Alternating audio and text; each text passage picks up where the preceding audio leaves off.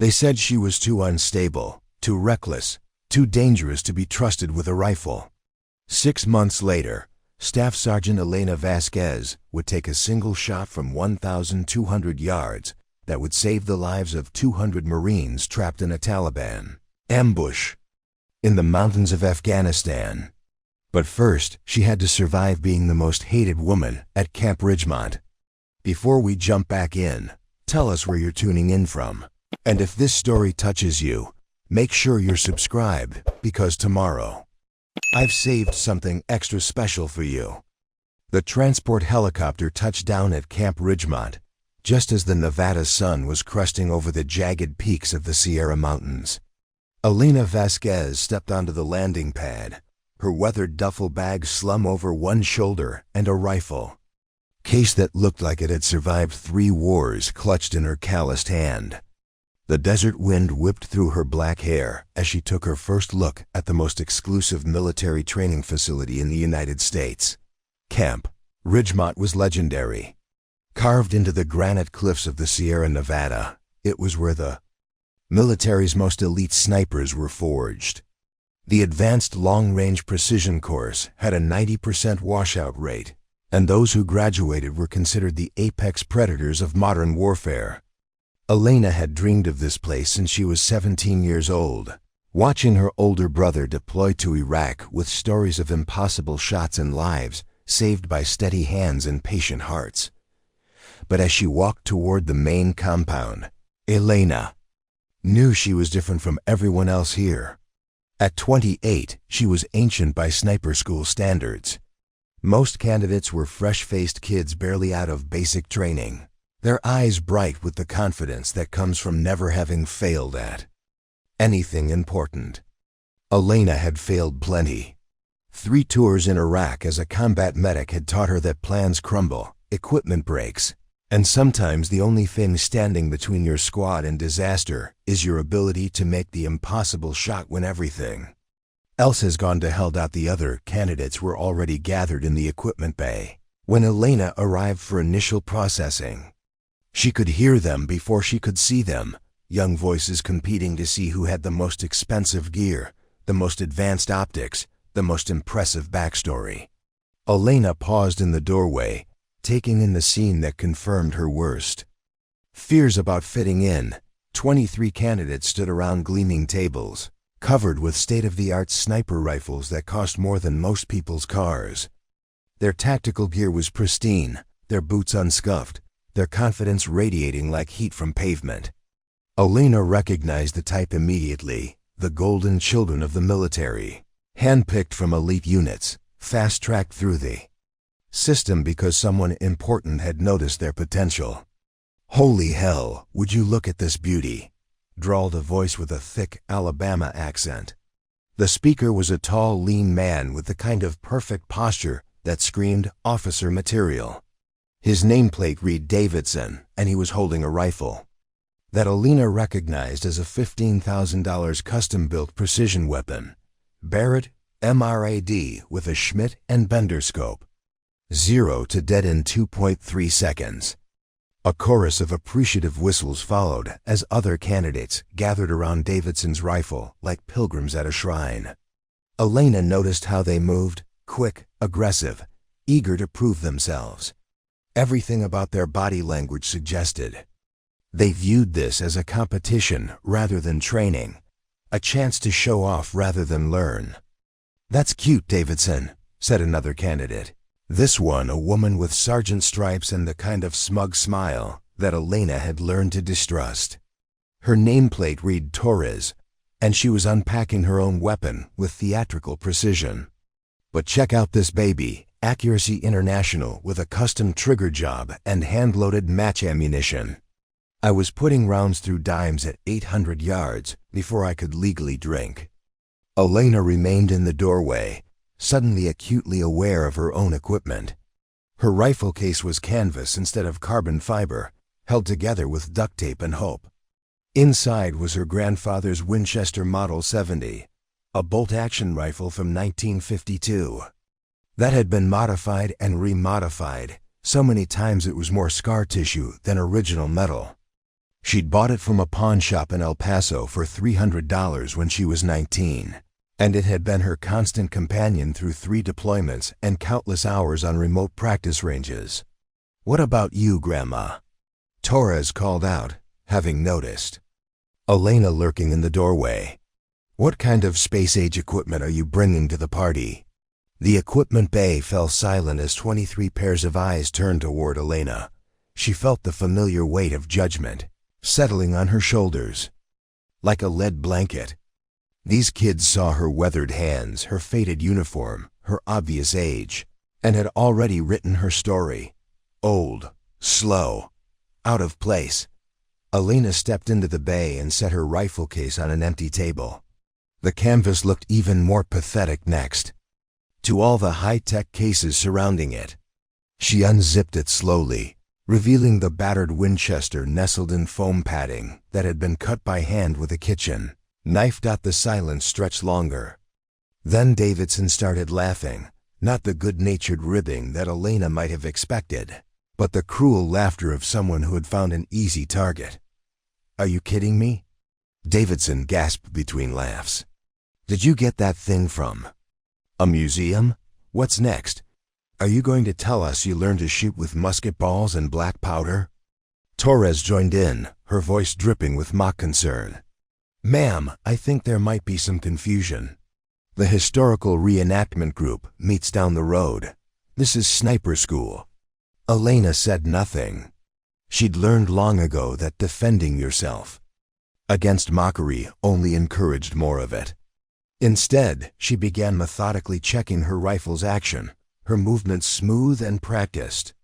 The bolt worked like silk despite the weapon's age, and the trigger broke clean and crisp. She'd spent years perfecting this rifle, learning its quirks and moods like a lover learning their partner's secrets. "Seriously, though," Davidson continued, emboldened by the crowd's laughter, "what's your story? Did they run out of real candidates and start pulling people from the retirement home?" Elena finally looked up, meeting Davidson's eyes with the kind of steady gaze that had stared down insurgents in Fallujah. When she spoke, her voice was quiet but carried the authority of someone who had earned their place through blood rather than politics. "My story is that I've made shots that mattered," she said simply. "Have you?" The question hung in the air like smoke from a fired round. Davidson's smile faltered slightly, but Torres stepped forward, her chin raised in challenge. "We'll see about that, won't we?" Torres said. "But first you'll have to prove you can even keep up with the training tempo. This isn't some weekend warrior course, lady. This is where real snipers are made." Elena nodded slowly, then returned to checking her equipment. Around her, the conversations resumed, but with a different edge now. She was no longer invisible, she was a target. The old woman with the antique rifle who thought she belonged among the elite. What none of them knew was that Elena Vasquez had been making impossible shots since before most of them were born. And what they were about to learn was that sometimes the person everyone underestimates is exactly the person everyone needs. As she finished arranging her gear, Elena caught sight of her reflection in the polished surface of someone's expensive scope. Weathered face, graying temples, hands scarred by years of field medicine and combat shooting. She looked exactly like what she was, a woman who had been tested by fire and emerged harder than the steel in her rifle.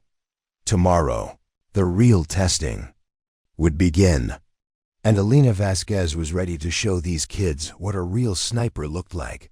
Preparing and narrating this story took us a lot of time, so if you are enjoying it, subscribe to our channel, it means a lot to us.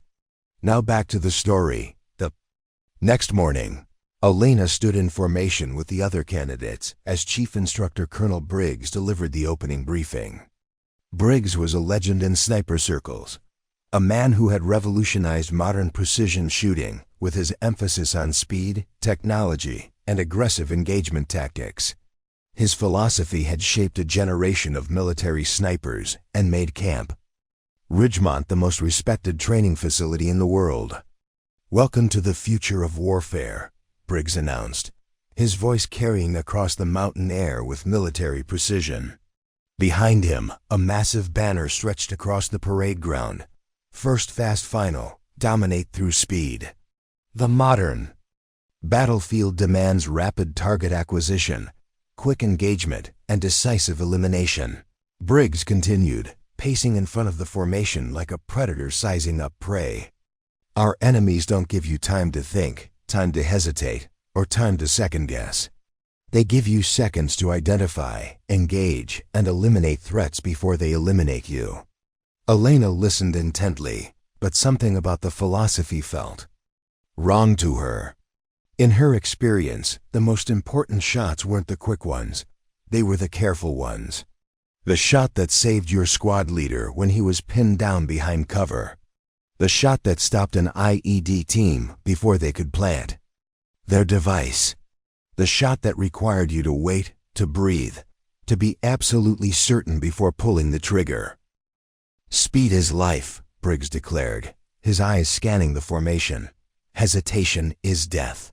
In this program, we will strip away your civilian tendency to overthink and rebuild you as precision killing machines. You will learn to trust your instincts, trust your equipment, and trust your training to deliver lethal force faster than the enemy can react. Davidson nodded enthusiastically beside Elena, his eyes bright with the fervor of a true believer. Torres was taking notes furiously, as if afraid to miss a single word of wisdom. Around them, the other candidates stood at rigid attention, absorbing Briggs's philosophy like gospel. But Elena found herself thinking about Ahmed. Ahmed had been her interpreter in Ramadi, a slight man with gentle eyes who had risked his life daily to help American forces navigate the complex tribal politics of western Iraq. She remembered the day insurgents had taken him hostage, demanding the release of prisoners in exchange for his life. The rescue team had been pinned down in a firefight when Elena spotted a sniper in a minaret, 800 yards away, preparing to take out the team leader. She'd had one shot, one chance to save not just Ahmed, but the entire rescue team. But the wind was shifting, the target was partially concealed, and civilian families were moving in the background. A quick shot might have hit the wrong person. So Elena had waited. She'd watched the wind flags, calculated the trajectory, and taken 30 precious seconds to ensure absolute precision. That shot had saved 7 American lives and Ahmed's life. But according to Briggs's philosophy, those 30 seconds of hesitation should have gotten everyone killed. Your first lesson begins now, Briggs announced. Speed shooting drills. You will engage multiple targets in rapid succession. Your scores will be based entirely on time to engagement and hit probability. Precision is assumed. Speed is everything. The candidates moved to the training range, where a complex array of targets had been set up at various distances and angles. Electronic timers and sensors would track every aspect of their performance, measuring split-second differences in target acquisition and engagement time. Elena examined the course with growing unease. The targets were all clearly marked, brightly colored, and positioned in predictable patterns. There were no civilians in the background, no confusing visual noise, no moral complexity. It was shooting gallery warfare, clean, simple, and completely divorced from the reality of combat. Vasquez, barked Sergeant Rodriguez, the range safety officer. You're up first. Let's see what the old lady can do. Elena moved to the firing line, feeling the weight of 23 pairs of skeptical eyes. She chambered around in her Winchester and settled into position, the familiar stock fitting against her shoulder like an old friend. Remember, Rodriguez called out, this is about speed. Fast acquisition, fast engagement, fast kills. You have 90 seconds to engage 12 targets. Timer starts ... now. The first target popped up at 200 yards. Elena's crosshairs found it immediately, but instead of firing, she hesitated. The target was clearly marked as hostile, but her combat-trained brain automatically scanned for background threats, civilian markers, friendly forces. It was a reflex born from years of real-world shooting where the wrong decision could haunt you forever. By the time she fired, 3 more targets had appeared. Elena engaged them methodically, taking time to ensure perfect shot placement, but the timer was unforgiving. More targets appeared faster than she could engage, them with her bolt-action rifle and careful shooting style. When the buzzer sounded, Elena had successfully engaged 8 of 12 targets with perfect accuracy, but she had failed to complete the course. "Time," Rodriguez announced. Vasquez, 8 targets engaged, 8 hits, 100% accuracy. But that's a failing score due to incomplete course engagement. Behind her, Elena could hear Davidson's stage whisper, "Told you she couldn't keep up. Grandma's got good eyes but no trigger finger." Torres was next, and her performance was a masterclass in Briggs's philosophy. She moved through the course like a machine, her semi-automatic rifle barking rapidly as she engaged target after target. Her shots weren't all perfect. Several were marginal hits that would have wounded rather than killed.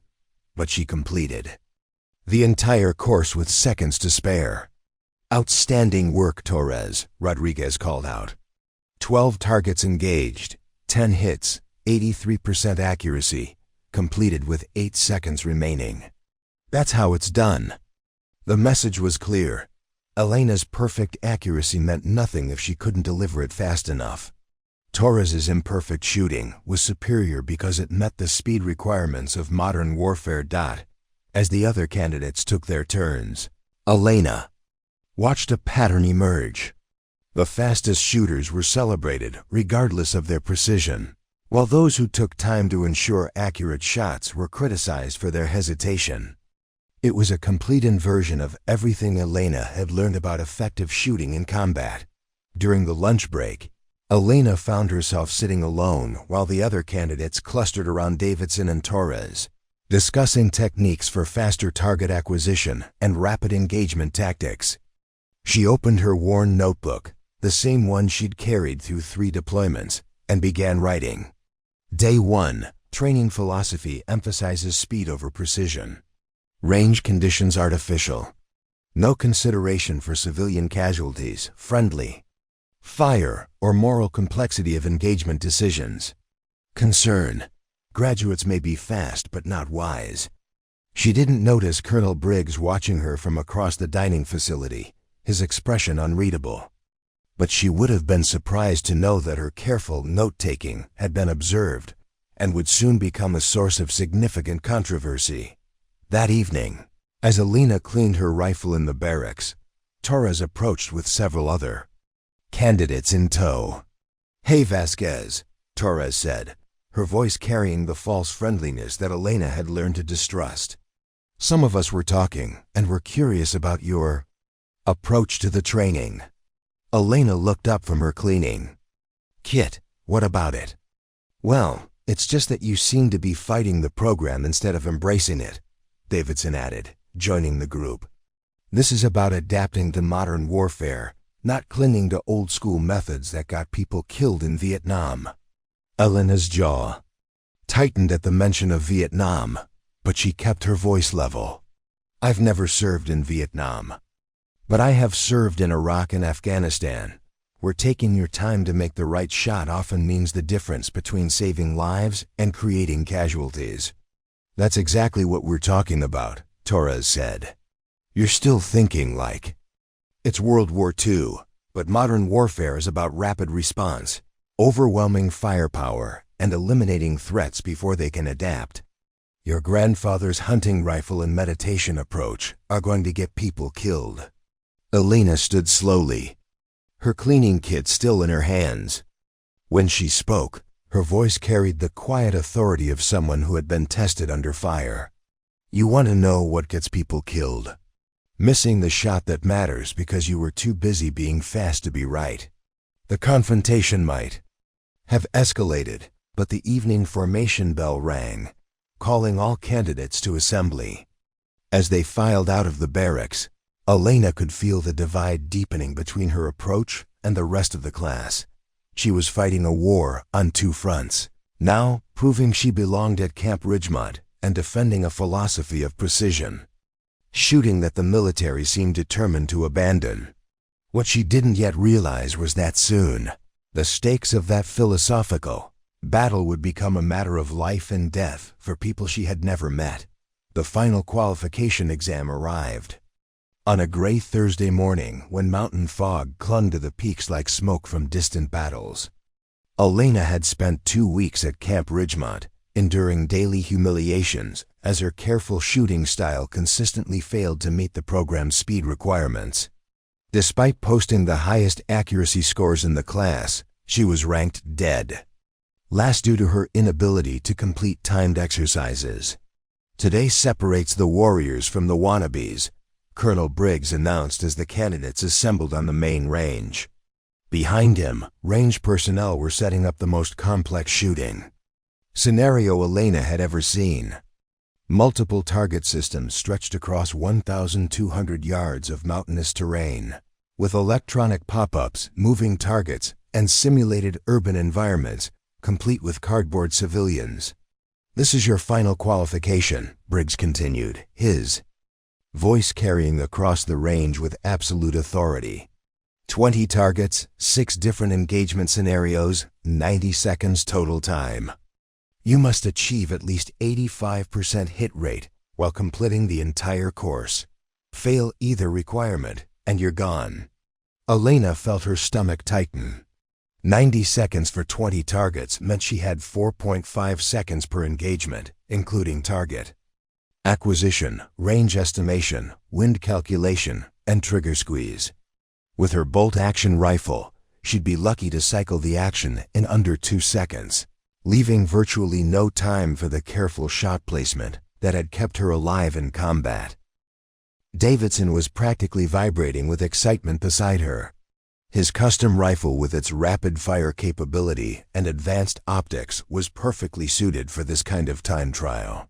Torres looked equally confident, already running through engagement sequences in her mind. "Candidates will be evaluated individually," Briggs announced. "Davidson, you're first up." Elena watched from the observation area as Davidson approached the firing line with swagger that made her teeth clench. His performance was a masterclass in aggressive shooting. He moved through the course like a machine, his rifle barking rapidly as targets appeared and disappeared. His movements were fluid, confident, and utterly without hesitation. "Time," Rodriguez called out. Davidson, 20 targets engaged, 17 hits, 85% accuracy, completed with 12 seconds remaining. Outstanding performance. The other candidates erupted in applause. Davidson had achieved the exact minimum hit rate while maximizing his speed advantage. It was technically perfect according to the program's metrics. Torres went next, posting similar numbers, 19 hits out of 20 targets, completed with 8 seconds to spare. Her 95% accuracy combined with speed completion made her the top performer so far. One by one, the candidates took their turns. Most passed, though several failed by either missing too many targets or running out of time. The dividing line was clear. Those with semi-automatic rifles and aggressive shooting styles succeeded, while those who hesitated or took time to ensure accuracy failed. "Vasquez," Rodriguez finally called. "You're up." Elena walked to the firing line feeling like she was approaching an execution. Every eye in the observation area was focused on her, and she could hear whispered predictions of failure. She settled into position, her Winchester feeling heavier than usual in her hands. "Remember," Rodriguez said, his voice not unkind, "this is about combat effectiveness. Speed and accuracy together, not just one or the other." Elena nodded, chambering around and settling behind her scope. The range spread out before her like a miniature battlefield, targets hidden behind cover, civilian cutouts positioned to create moral complexity, moving elements that would challenge even experienced shooters. Timer starts. Now, the first target popped up at 300 yards. A clear hostage situation with a terrorist silhouette, partially concealed behind a civilian. Elena's scope found the target immediately, but her combat-trained brain processed the scenario completely. Civilian approximately 18 inches to the left, backstop clear, wind moving left to right at maybe 5 miles per hour. She took the shot, placing it perfectly in the target's center mass. But by the time she cycled the bolt and acquired the next target, 3 more had appeared across the range. Elena's shooting was flawless. Every round she fired found its mark with surgical precision. Her years of combat experience allowed her to read scenarios instantly, identifying real threats from decoys, avoiding civilian casualties that might have confused other shooters. But her bolt-action rifle was a fatal handicap in this speed-focused trial. Halfway through the course, Elena was 10 targets behind the presentation rate. She continued shooting with mechanical precision, but the mathematics of the situation were becoming undeniable. She simply couldn't operate her rifle fast enough to keep pace with the electronic target system. 30 seconds remaining. Rodriguez called out. Elena had engaged 9 targets with 9 perfect hits, but 11 targets remained scattered across the range. She continued shooting, her movements becoming more urgent, but never losing their fundamental precision. Each shot was a masterpiece of marksmanship, but the clock was her enemy. Time! Rodriguez's voice cut through the mountain air like a blade. Cease fire! Vasquez, 9 targets engaged, 9 hits, 100% accuracy. Course incomplete. The silence that followed was devastating. Elena set her rifle down and stood slowly, her face burning with embarrassment. Behind her, she could hear whispers starting immediately. Didn't even make it halfway through. Perfect shooting doesn't matter if you can't finish the job. Should have brought a real rifle instead of that museum piece. Colonel Briggs approached the firing line, his expression unreadable. He examined Elena's target results on his tablet, scrolling through the data with clinical detachment. Vasquez, he said finally, your accuracy is ... exceptional. 9 shots, 9 perfect center mass hits. Under different circumstances, this would be commendable shooting. Elena felt a flicker of hope, but Briggs's next words crushed it immediately. However, combat effectiveness isn't measured by perfection on the shots you take. It's measured by mission completion. An enemy doesn't care if you can shoot perfectly if you can't shoot fast enough to stop him from killing your teammates. He paused, letting the words sink in before delivering the final blow. Your approach to marksmanship is fundamentally incompatible with modern military requirements. This program is designed to produce combat-ready snipers, not target shooters. I'm recommending you for immediate dismissal from the program. The words hit Elena like physical blows. 3 deployments, 15 years of military service, countless hours of practice, and a lifetime dream were ending because she was 3 seconds too slow on an arbitrary time limit. Sir, Elena said, her voice steady despite the earthquake happening inside her chest. With respect, in actual combat. In actual combat, Briggs interrupted. Your squad would be dead while you were lining up your second shot. This evaluation simulates real-world time pressures. Your inability to adapt to those pressures makes you a liability, not an asset. Behind Briggs, Elena could see Davidson and Torres exchanging satisfied glances. They had been proven right. The old woman with the antique rifle didn't belong among the elite. Report to administration for out-processing, Briggs continued. You'll be reassigned within 48 hours. Elena nodded once, gathered her equipment, and walked off the range with as much dignity as she could muster. But inside, something was breaking apart. This wasn't just professional rejection. It was the negation of everything she believed about marksmanship, about patience, about the value of taking time to make the right shot. That evening, alone. In her barracks while the other candidates celebrated their advancement to the next phase of training, Elena sat on her bunk holding her reassignment orders. She was being transferred to Camp Riverside in California, a logistics and supply facility where her skills would be better utilized in a support capacity. Support capacity. The military's polite way of saying she was being shuffled off to count inventory and stamp paperwork until retirement. Elena looked at her Winchester, still perfectly clean and maintained despite its public humiliation. The rifle had served her faithfully through 3 combat deployments, had saved lives, had never let her down when it mattered most. But according to the experts at Camp Ridgemont, it and she were obsolete relics in a modern military. She opened her notebook and wrote a single entry, Day 14, failed final qualification. 100% accuracy insufficient due to time constraints. Philosophy confirmed. Speed matters more than precision in current doctrine. Transfer to logistics pending. As she wrote, Elena heard laughter from the common area where the successful candidates were celebrating. Torres's voice carried clearly through the thin walls. Can you believe she thought that antique rifle would work here? Some people just can't accept that they're living in the past. Elena closed her notebook and began packing her gear. Tomorrow she would leave Camp Ridgemont as a failure, another casualty of a military that had moved beyond her understanding of warfare.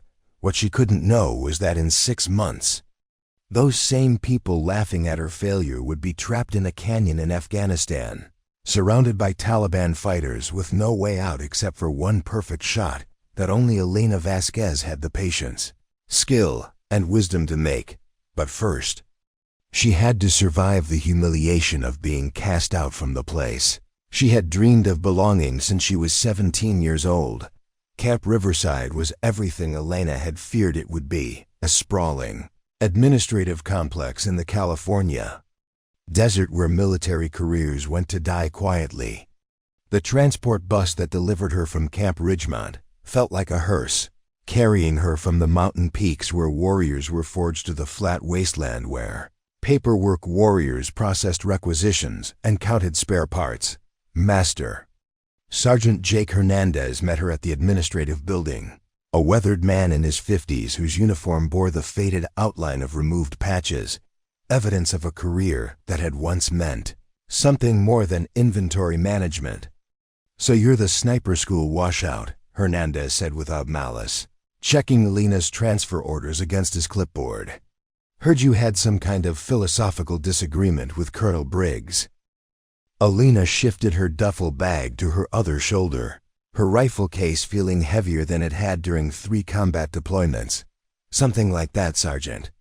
Hernandez studied her for a moment, taking in the combat patches on her uniform. Weathered look that came from years in the field, the way she carried herself despite the obvious blow to her pride. Well, Vasquez, welcome to the land of forgotten soldiers. Your job here will be maintaining the weapons that real snipers use. The irony wasn't lost on Elena. She would be cleaning, calibrating, and repairing the same advanced rifles that had outperformed her Winchester at Camp Ridgemont, ensuring they were ready for snipers who had succeeded where she had failed. Report to Building C, Hernandez continued. Weapons maintenance and armory operations. You'll be working with Corporal Reeves. Kid's good with the technical stuff, but doesn't know the first thing about actual shooting. Maybe you can teach him something useful. The weapons maintenance bay was a sterile environment that felt more like a medical laboratory than a military facility. Rows of precision rifles hung from specialized racks, their advanced optics and custom modifications representing hundreds of thousands of dollars in cutting-edge technology. Elena had never seen so many expensive weapons in one place. Corporal Danny Reeves was barely 22, a thin kid from Ohio whose expertise with ballistic computers and precision instruments was matched only by his complete lack of combat experience. He looked up from a rifle he was cleaning as Elena entered, his eyes immediately drawn to her combat patches.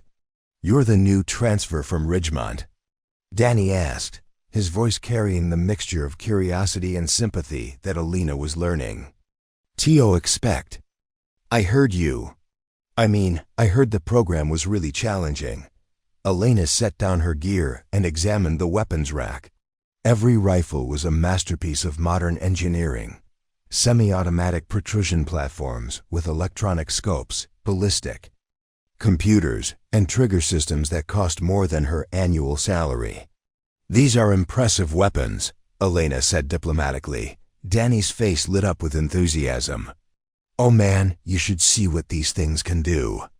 That Barrett over there can put rounds on target at 1,500 yards with computer-assisted trajectory calculation. The scope automatically adjusts for wind, temperature, and humidity. It's like something out of science fiction." Elena nodded, running her fingers along the Barrett's receiver. The rifle was undeniably advanced, but something about it felt cold, impersonal. It was a machine designed to remove human judgment from the equation, to make shooting into a point-and-click exercise. "Have you ever shot any of these?" Elena asked. Danny's enthusiasm dimmed slightly. "Well, no. I've done the technical qualification on them, but I'm not a shooter. I'm more of a support guy. I make sure they work properly for the real snipers." Over the following days, Elena settled into a routine that felt like professional purgatory. She would arrive before dawn, test and calibrate rifles that returned from training exercises, and endure a steady stream of condescending visits from Camp Ridgemont graduates who brought their weapons for maintenance. The worst part wasn't the work itself. Elena found the technical aspects of rifle maintenance fascinating, and her years of field experience gave her insights that surprised even Danny. The worst part was the constant reminder of her failure, delivered by young snipers who treated her like a mechanic rather than a fellow soldier. "Make sure you clean the barrel properly," Torres instructed during one visit, her voice carrying the authority of someone who had succeeded where Elena had failed. "This rifle needs to maintain sub-minute accuracy at 800 yards. I can't have equipment failures affecting my performance." Elena bit back the response that Torres's natural accuracy was barely adequate even with computer assistance, and that proper barrel maintenance was something she'd been doing since before Torres had enlisted. Instead, she nodded silently and accepted the rifle. "How's retirement treating you, Grandma?" Davidson asked during another visit, his signature smirk even more annoying now that he wore the graduation pin from Camp Ridgemont. "Must be nice to finally have a job that matches your skill level." But it was Danny who provided Elena's first real insight into what was happening at Camp Ridgemont. The young corporal had access to performance data from training exercises, and what he showed Elena during quiet moments was deeply troubling. "Look at these accuracy reports," Danny said one evening, pulling up classified training data on his secure terminal. "The graduation standards have been lowered 3 times in the past 2 years. They're passing people who would have washed out under the old requirements." Elena studied the numbers with growing concern. Hit rates that would have been considered unacceptable in her day were now deemed adequate. More disturbing were the psychological evaluation reports. Several recent graduates showed concerning signs of overconfidence and poor judgment under stress. "Danny," Elena said carefully, "what happens to this data? Does anyone review it for patterns?" "It gets filed away," Danny shrugged. "The brass cares about graduation rates and training throughput, not long-term performance analysis. As long as people are passing the final exam, they assume the program is working." Elena began, spending her off-duty hours studying the performance data, cross-referencing it with her own observations about returned equipment. She noticed patterns that troubled her deeply. Rifles returned with signs of poor handling, scopes knocked out of alignment through careless manipulation, evidence of fundamental gaps in weapons knowledge among supposedly elite snipers. "These graduates don't understand their equipment," Elena told Danny one evening as they examined a rifle that had been returned with a damaged trigger mechanism. "They're treating precision instruments like video game controllers." Danny nodded grimly. "Half of them think the computer does all the work." They don't understand wind reading, trajectory calculation, or basic ballistics. The technology is carrying them, but what happens when the technology fails? That question haunted Elena as she continued her work in the shadows of the military's new sniper program. She was beginning to understand that her failure at Camp Ridgemont wasn't just a personal setback. It was a symptom of a larger problem that could have deadly consequences in the field. But she was also learning something else. Her position in the armory gave her access to information that no one else was collecting or analyzing. The performance data, equipment reports, and training records painted a picture that contradicted the public success story of Camp Ridgemont's modernization. 3 weeks into her assignment at Camp Riverside, Elena made a decision that would change everything. She began keeping detailed records of her observations, documenting the patterns she was seeing in equipment damage, performance data, and graduate behavior. She told herself it was just professional curiosity, but deep down she knew she was building a case that someone, somewhere needed to hear before Elena's predictions about technology-dependent snipers proved tragically correct in actual combat. Hernandez found her working late one evening, her notebook spread across the workbench alongside maintenance reports and performance data. "Vasquez," he said, settling into a chair beside her workstation. "You know, I've been watching you these past few weeks. You're not just maintaining equipment, you're studying it, learning from it." Elena looked up from her notes. "Just trying to do my job thoroughly, Sergeant." Hernandez smiled grimly. "Bullshit. You're building a file on the new sniper program, aren't you? You think they're making mistakes up there in the mountains?" Elena hesitated, then decided honesty was the best approach.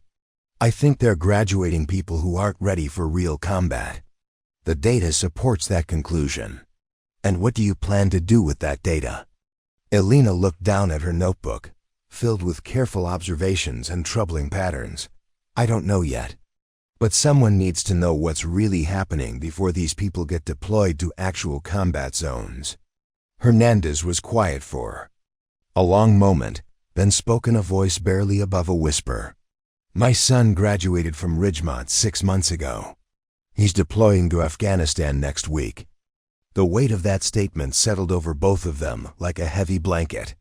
Elena understood now why Hernandez had been watching her work so carefully. This wasn't just about institutional failure, it was about sons and daughters whose lives might depend on training that emphasized speed over wisdom. "Keep building your file," Hernandez said finally. "And when the time comes to use it, you make sure the right people see it."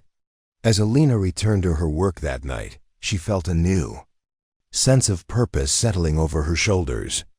She might have failed at Camp Ridgemont, but perhaps her real mission was just beginning. Elena's investigation began with a simple question that haunted her during the long desert nights at Camp Riverside. What happened to Camp Ridgemont graduates when they deployed to actual combat zones?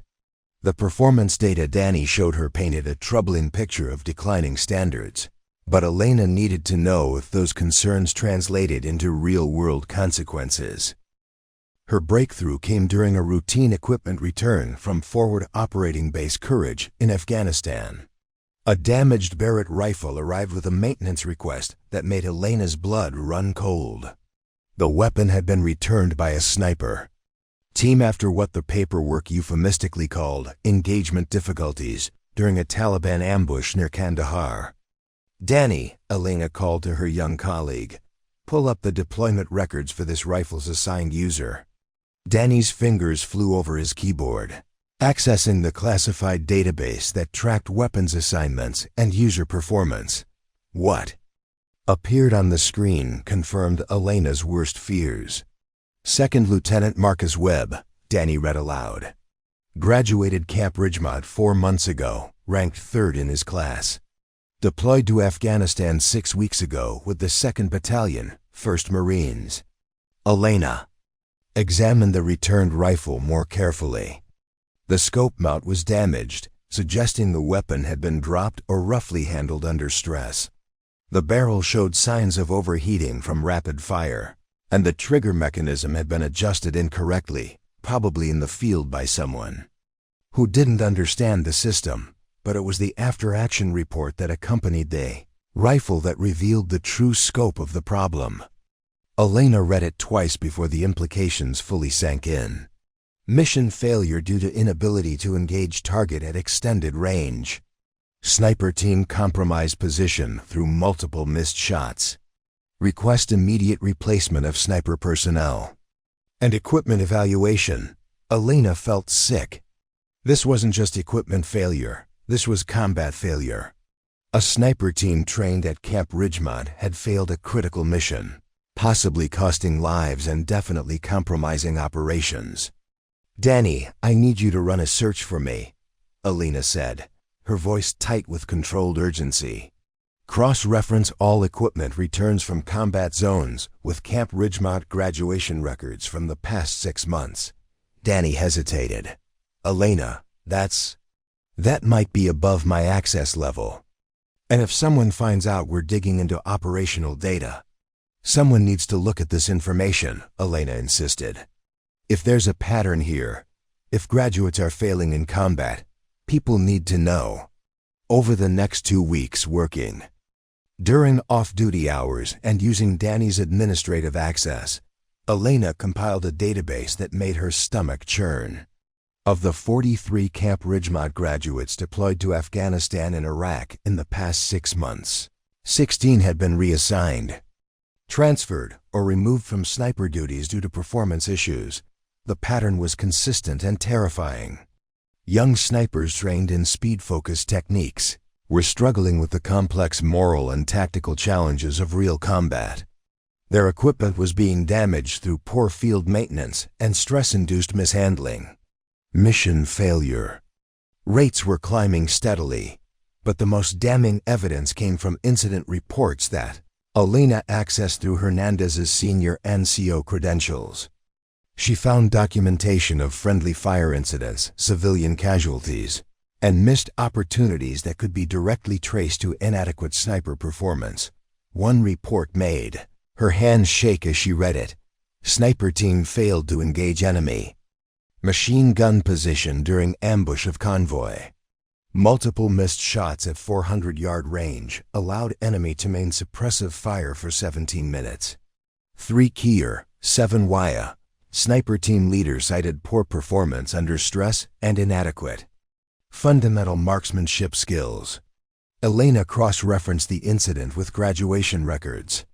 The sniper team leader was a Camp Ridgemont graduate who had passed his final qualification with flying colors, completing the course in record time with an 87% hit rate. "Jesus Christ," Danny whispered when Elena showed him the correlation. This guy was supposed to be one of their success stories. But the most shocking discovery came when Elena accessed historical data from before Camp Ridgemont's modernization. She found comparable incident reports from snipers trained under the old system, the slow, methodical approach that emphasized precision over speed. The difference was staggering. Pre-modernization snipers had a mission success rate of 94%. Post-modernization graduates were achieving only 73% mission success, with significantly higher rates of collateral damage and friendly fire incidents. "They're not just failing," Elena told Hernandez during one of their evening conversations. "They're getting people killed.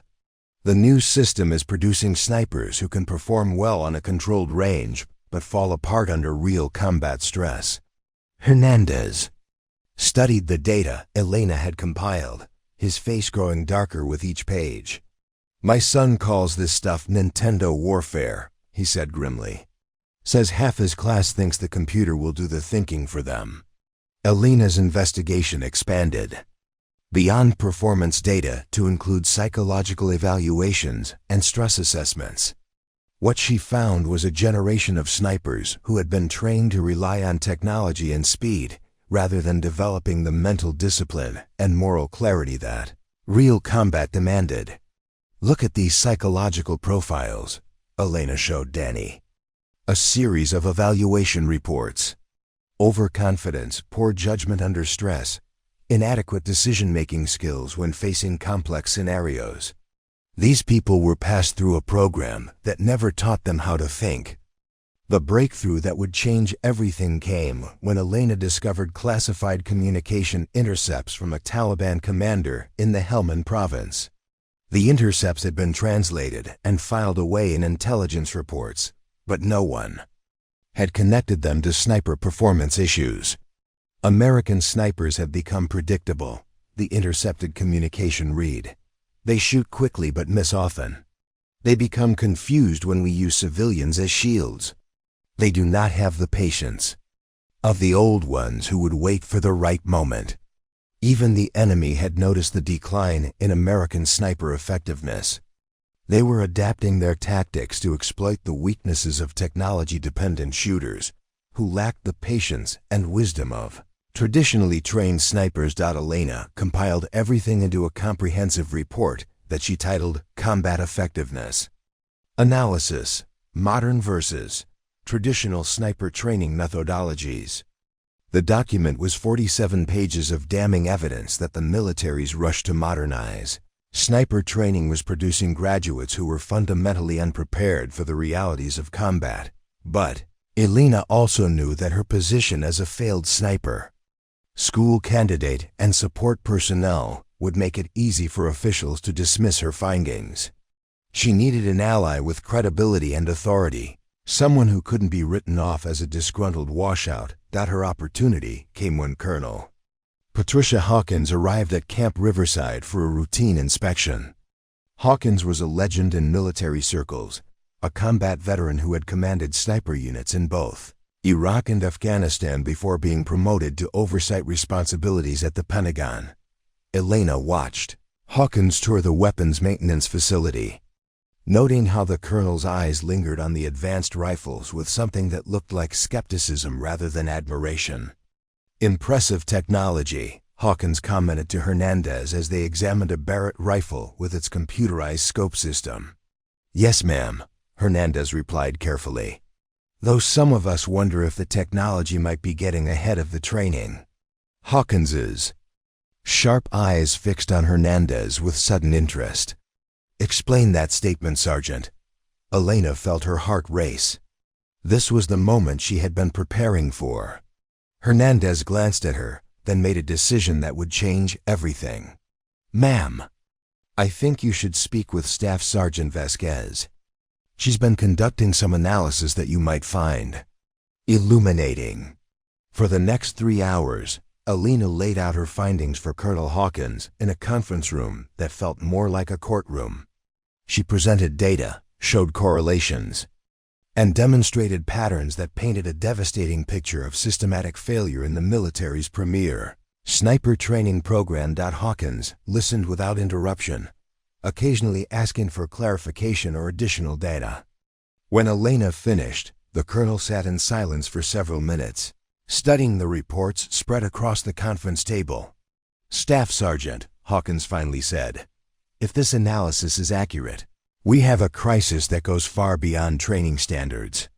We have American soldiers dying because we've prioritized flash over substance." Elena felt a mixture of vindication and terror. Vindication because someone with authority was finally taking her concerns seriously. Terror because she was about to challenge one of the military's most celebrated programs and the career of one of its most respected officers. "Ma'am," Elena said carefully, "I believe Colonel Briggs and his staff genuinely think they're improving combat effectiveness. But the data suggests they're measuring the wrong things and optimizing for the wrong outcomes." Hawkins nodded grimly. "The road to hell, Staff Sergeant, is paved with good intentions and bad metrics." As the meeting concluded, Hawkins made a decision that would soon turn Elena's exile into the center of a military controversy that would reach the highest levels of the Pentagon. "I'm ordering a formal review of Camp Ridgemont's training protocols," Hawkins announced, "and I want you to be part of the investigation team. It's time someone asked the hard questions about what we're really producing up in those mountains." Elena felt the weight of responsibility settling on her shoulders like a heavy pack. She was no longer just a failed sniper candidate documenting problems from the sidelines. She was about to become the focal point of a battle for the soul of American sniper training. The Pentagon's formal review of Camp Ridgemont began 3 weeks after Colonel Hawkins's visit to Camp Riverside, and Elena found herself thrust into a political battlefield she had never wanted to enter. The investigation team consisted of 6 senior officers, 2 civilian analysts, and Elena, the only enlisted personnel and the only person who had actually failed the program under review. Colonel Briggs's response to the investigation was swift and aggressive. Within 48 hours of the announcement, Elena received a formal reprimand for unauthorized access to classified training data and a recommendation for disciplinary action. The message was clear. Challenging the system would have consequences. They're trying to discredit you before you can testify, Colonel Hawkins warned Elena during a secure video conference from the Pentagon. Briggs is claiming you've exceeded your authority and violated operational security protocols. Elena sat in a sterile conference room at Camp Riverside, surrounded by stacks of evidence that she had carefully compiled over months of investigation. The irony wasn't lost on her. The same dedication to detail and methodical analysis that had gotten her dismissed from sniper school was now being attacked as a breach of protocol. "Ma'am," Elena replied, "everything I accessed was within my clearance level as Armory personnel. Danny Reeves can verify that all data requests were legitimate maintenance-related inquiries." But Elena knew that technical legality wouldn't protect her from institutional retaliation. Colonel Briggs had built his reputation on the success of Camp Ridgemont's modernization, and her evidence threatened to expose that success as a dangerous illusion. The first formal hearing took place at Peterson Air Force Base in Colorado, neutral ground between Camp Ridgemont and the Pentagon investigation team. Elena arrived carrying her Winchester rifle case and a briefcase containing 200 pages of documented evidence. Knowing that her military career hung in the balance, the hearing room was arranged like a courtroom, with Colonel Briggs and his staff seated on one side, the Pentagon investigation team on the other, and Elena at a small table in the middle.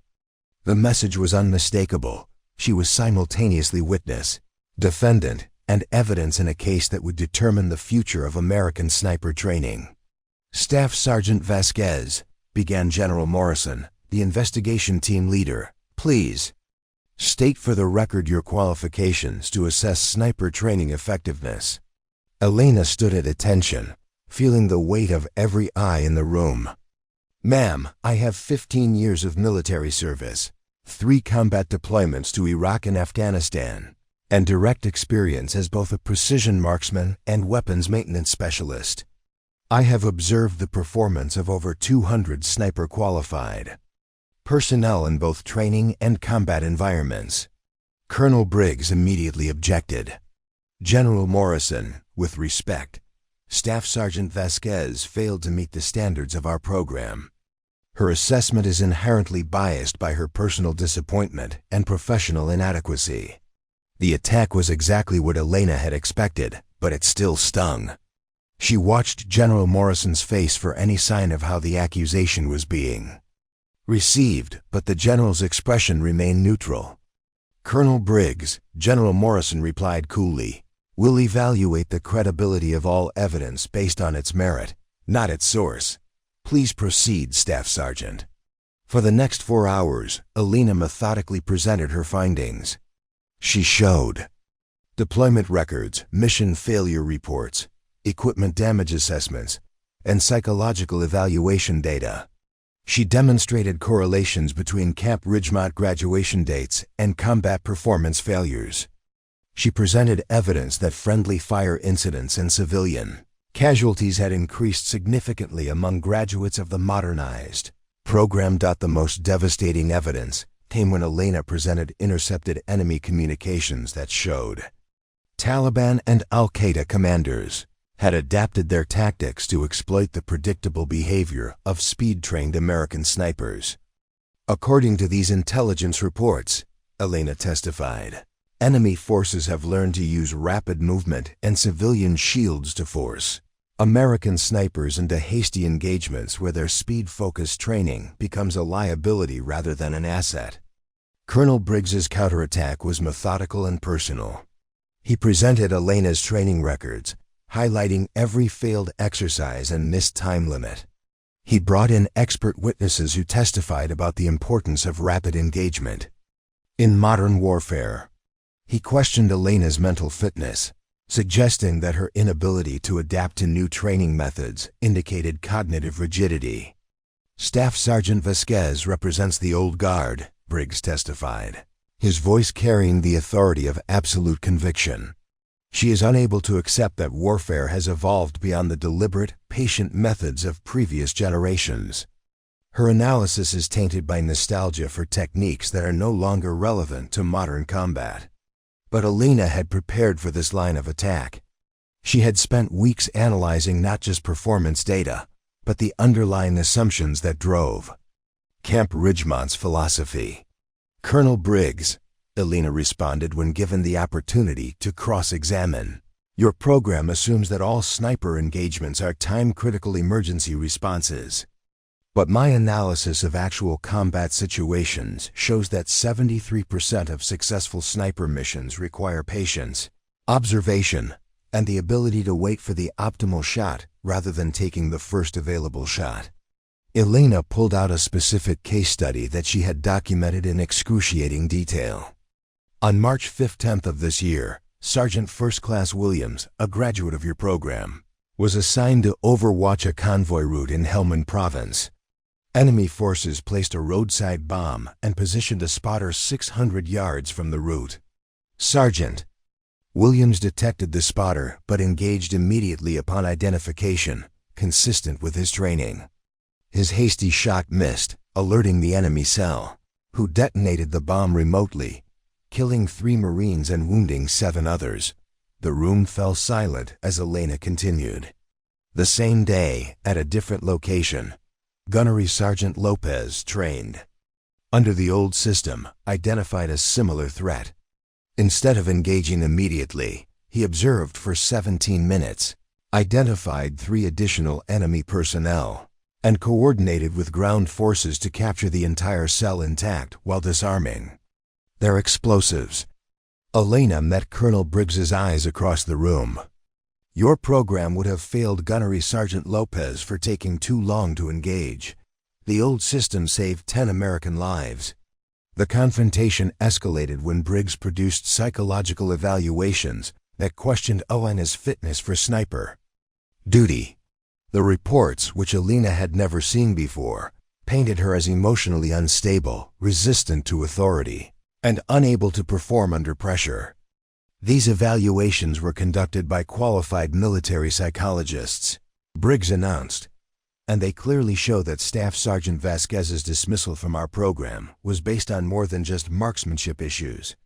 Elena felt the walls closing in as she read the evaluations for the first time. They described her as exhibiting signs of post-traumatic stress that manifest as excessive caution and inability to make rapid tactical decisions. They questioned her adaptation to modern military methodology and suggested she was living in the past. But Elena had one final piece of evidence that she had been saving for exactly this moment. She pulled out a sealed envelope that Colonel Hawkins had given her the previous week. "General Morrison," Elena said, "I request permission to present classified testimony from Lieutenant Colonel James Parker, currently serving as sniper commander in Afghanistan." General Morrison opened the envelope and read its contents, her eyebrows rising slightly. "Permission granted. Colonel Parker's testimony will be read into the record." Elena felt her heart pounding as General Morrison began reading. Lieutenant Colonel Parker states, "I have observed the performance of both traditional and modernized sniper training graduates in active combat. The modernized graduates consistently struggle with complex scenarios requiring patience and moral judgment. Last month, I was forced to reassign 6 snipers trained at Camp Ridgemont due to their inability to perform effectively in situations requiring discrimination between combatants and civilians. Staff Sergeant Vasquez's analysis is consistent with my observations in the field. The testimony continued with specific examples of mission failures, friendly fire incidents, and tactical mistakes that could be directly attributed to speed-focused training that prioritized rapid engagement over careful judgment. Colonel Briggs's face had turned red during the reading. When General Morrison finished, he stood abruptly. "This is a coordinated attack on a successful program by personnel who cannot accept progress," Briggs declared. "Staff Sergeant Vasquez has assembled a collection of anecdotal evidence and twisted it to support her predetermined conclusions. The overall success rate of Camp Ridgemont graduates speaks for itself." Elena knew this was her moment. She had endured months of humiliation, professional exile, and personal attacks. Now she had the opportunity to present the truth that military bureaucracy had been determined to ignore. "Colonel Briggs," Elena said, her voice steady despite the adrenaline coursing through her system, "your success rate measures graduation statistics, not combat effectiveness. You're measuring the wrong things and getting people killed because the numbers look good on your reports." The room erupted in arguing voices, but Elena continued. "In 6 months, when the current deployment cycle returns, you'll have documented proof that speed-focused training produces snipers who fail when lives depend on their judgment. The question is whether you're willing to wait for more American soldiers to die before you admit that being fast means nothing if you're wrong." As the hearing adjourned in chaos, Elena realized she had crossed a line from which there was no return. She had publicly challenged not just a training program, but the entire military hierarchy that supported it. The institution she had served faithfully for 15 years would either vindicate her concerns or destroy her for raising them. But she also knew that somewhere in Afghanistan, American soldiers were depending on snipers whose training might not have prepared them for the life and death decisions they would face. For those soldiers, Elena was willing to risk everything.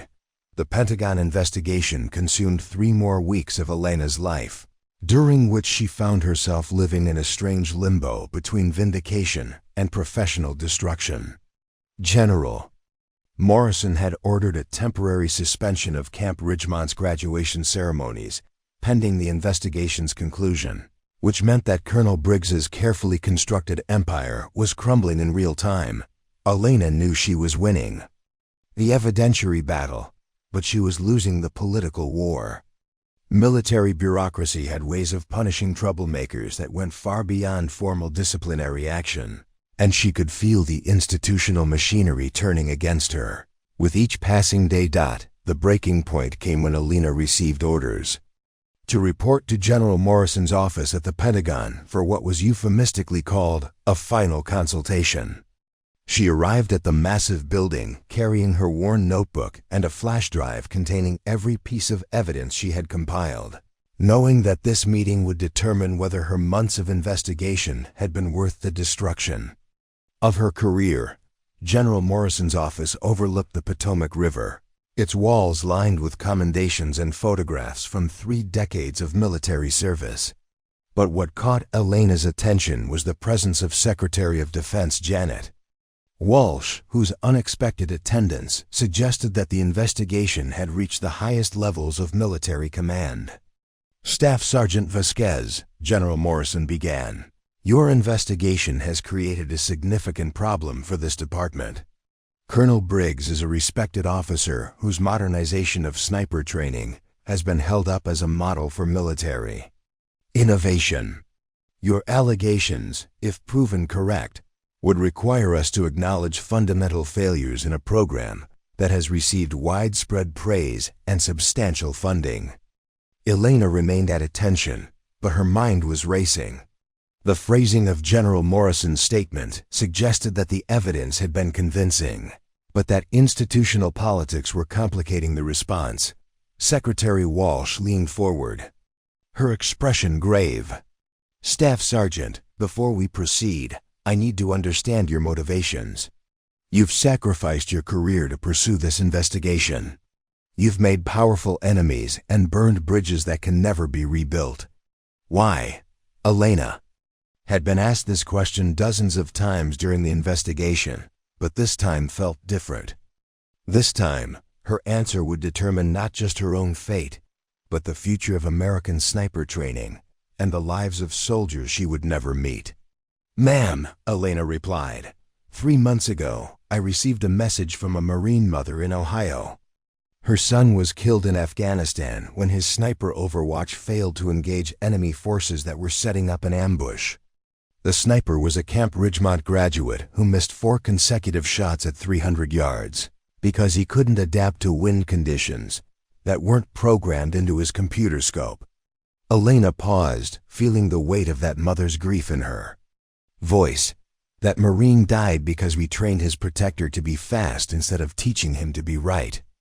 If my investigation can prevent other mothers from receiving that same phone call, then destroying my career is a small price to pay. Secretary Walsh exchanged a glance with General Morrison before responding. "Your evidence is compelling, Staff Sergeant, but implementing changes to Camp Ridgemont's program would require us to acknowledge that Colonel Briggs's methods are fundamentally flawed. That admission would have consequences far beyond sniper training." Elena felt her frustration boiling over. After months of documentation, testimony, and evidence gathering, the military was still more concerned with protecting institutional reputation than protecting soldiers' lives. "With respect, ma'am," Elena said, her voice carefully controlled, "those consequences pale in comparison to the consequences of continuing to graduate snipers who aren't prepared for combat reality." The room fell silent. Elena realized she had just directly challenged the Secretary of Defense, crossing a line that most enlisted personnel would never dare approach. But she was beyond caring about protocol or career consequences. General Morrison spoke first. "Staff Sergeant, your investigation has identified legitimate concerns, but your recommended solutions would require completely restructuring a program that has already trained hundreds of snipers. The disruption would be enormous." Elena pulled out her notebook and opened it to a page she had marked specifically for this moment. "General, in the past 6 months, Camp Ridgemont graduates have been involved in 17 friendly fire incidents, 23 mission failures, and 41 equipment damage reports that suggest inadequate training. The disruption of restructuring. The program cannot be worse than the disruption of American soldiers dying because their training was inadequate." Secretary Walsh stood and walked to the window overlooking the river. When she turned back to face Elena, her expression had hardened into the look of someone making a difficult decision. "Staff Sergeant Vasquez, your investigation has forced us to confront uncomfortable truths about military training priorities. But before we can implement any changes, we need to address Colonel Briggs's counterclaims about your credibility and motivations." Elena felt a chill run down her spine. She had expected institutional resistance, but she hadn't anticipated a direct attack on her character from the highest levels of military command. "Colonel Briggs has submitted a formal complaint alleging that your investigation was motivated by personal vendetta rather than legitimate concern for military effectiveness," General Morrison continued. "He claims that your failure to complete sniper training has biased your analysis and that your recommendations are based on obsolete tactical doctrine." Elena had been preparing for this attack since the investigation began, but hearing it articulated at the Pentagon level still felt like a physical blow. "General, my personal failure at Camp Ridgemont doesn't invalidate the combat performance. Data of graduates who succeeded. The evidence stands regardless of who compiled it." Secretary Walsh returned to her seat and pulled out a thick folder that Elena recognized as her complete military record. "Staff Sergeant, we've reviewed your service history extensively. 3 combat deployments, multiple commendations, exemplary performance reviews. But we've also found troubling patterns that support Colonel Briggs's concerns." Elena felt the walls closing in as Secretary Walsh continued. Your psychological evaluations from Iraq show signs of post-traumatic stress that manifest as excessive caution and difficulty with rapid decision-making. Your combat medical reports indicate several incidents where your deliberate approach to threat assessment may have endangered American personnel. The attack was more sophisticated than Elena had expected. Instead of simply dismissing her evidence, they were using her combat record to suggest that her traumatic experiences had biased her against aggressive tactics. "Ma'am," Elena replied, "the incidents you're referring to were situations where taking time to assess threats prevented civilian casualties and friendly fire incidents. My excessive caution saved lives." But Elena could see that the narrative was already being constructed. She would be portrayed as a traumatized veteran whose combat experiences had made her unable to adapt to modern military doctrine. Her investigation would be dismissed as the product of psychological damage rather than legitimate analysis. General Morrison leaned forward, her voice taking on a tone that suggested the conversation was approaching its conclusion. "Staff Sergeant, we appreciate your dedication to military effectiveness, but we need to consider whether your personal experiences have compromised your ability to evaluate current training methods objectively." Elena realized this was her final opportunity to make her case. Everything she had worked for, all the evidence she had compiled, all the risks she had taken, came down to this moment. "General Morrison, Secretary Walsh," Elena said, standing straighter despite the institutional pressure crushing down on her. "You can question my motivations, my psychological fitness, and my professional competence. But you cannot question the combat performance data that shows Camp Ridgemont graduates failing in situations where American lives depend on their skills." Elena pulled out the flash drive containing her complete investigation and placed it on the conference table.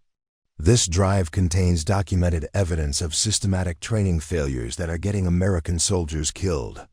You can destroy my career, dismiss my credibility, and bury my investigation, but you cannot change the fact that the current system is producing snipers who are unprepared for the moral and tactical complexity of modern combat."